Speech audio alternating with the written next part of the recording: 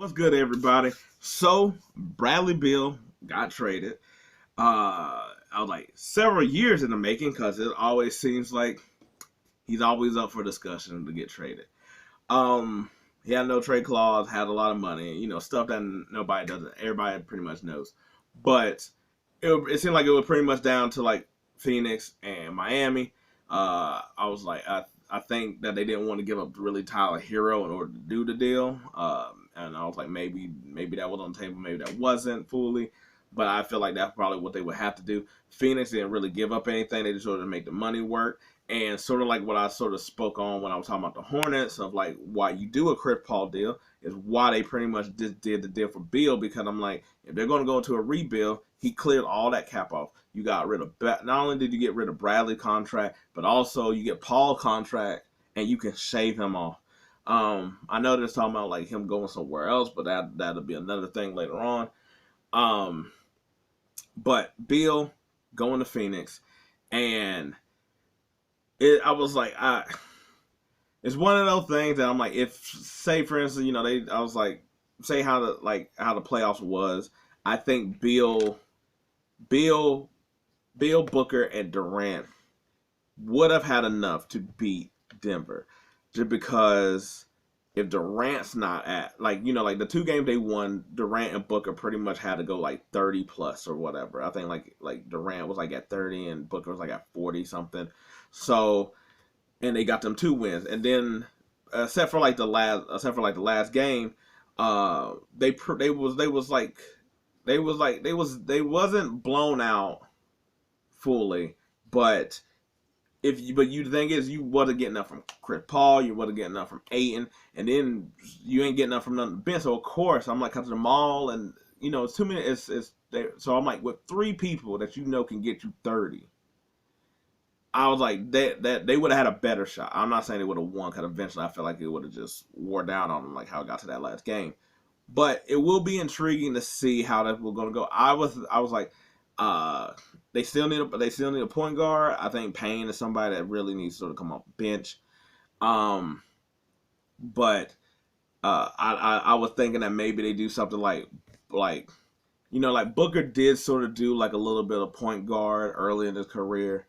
So I wouldn't be shocked if they had like uh, a Booker, Beal, Durant, somebody at the 4, and I don't think they're gonna keep Ayton, to be honest.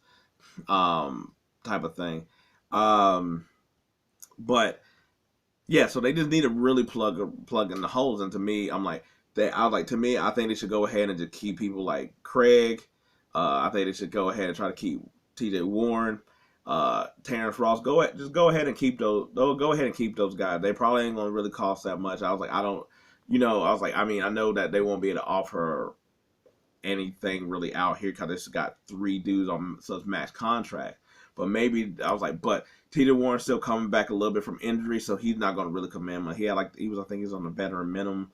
Uh, Torrey Craig's not going to cost crazy amount or whatever, and I think he found a niche on this Phoenix team. I mean, look, he left, he came back, he left. And he's a defensive dude that can. I was like, he's not a 3-and-D. He's not really a 3-point shooter. He'll hit one every now and then, but he's a defensive guy, and I'm like, okay, cool. You have him, so that way he could just sort of match up on whoever you really can, save everybody else. And Terrence Ross, I was like, I mean, when he got the Phoenix, he ain't really do anything. And it's sort of weird, like all them like Magic players, pretty much like like him, Fournier, I like even Aaron Gordon's probably the only like real like outlier. But even Jesus, I can't remember his name. Aaron Afalo. Yeah, they were all good on the Magic team, and I guess because somebody got to take the shots. But then when they go somewhere else, poop. But yeah, no, I think they still need to get a point guard. They traded Shamet away, so they need to get another 3-point threat type of guy in there. But I was like, but I'm like, they're gonna really switch up this team and really get stuff. But Bill going there, I think, gets you another shot creator. I was like, he can score points, so that means that when like how Booker and Durant basically just flamed out, he will still be able to pick up the slack. That way, I was like, they're gonna have to figure out pretty much. I feel like this is gonna be a little bit harder to try to figure out who's gonna play what and the ball and stuff, because this isn't like this isn't like Wade, Bosh, and LeBron. Because I was like, it really was Wade and Bosh that was really having to figure out their like ball handling and scoring thing and stuff like that. And it's not, and it's, because I was like, and it's different than like LeBron and Kyrie, because it's, in Love, because I was like, Love is still in the post. It's totally different when you got a post guy. But when you got 3 perimeter type of people that sort of all play sort of about the same, then that's going to take a little bit of time to figure out of like, okay, do you shoot? Do I shoot? Like that. But I don't think it's going to be as tough, because Durant is pretty much chill with his shot selection. He is really efficient. To me, it'd really be about Booker and Beal, because of like who's hot, who's not. But I was like, I think they're probably going to let Beal cook a lot more.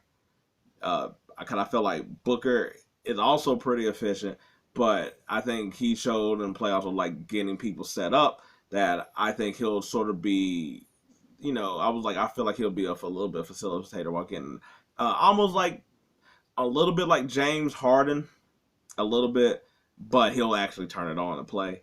Yeah, I was like, so that, I feel like that's really their dynamic. Other than that, I think they'll be fine, just because of the mindset of each one of them.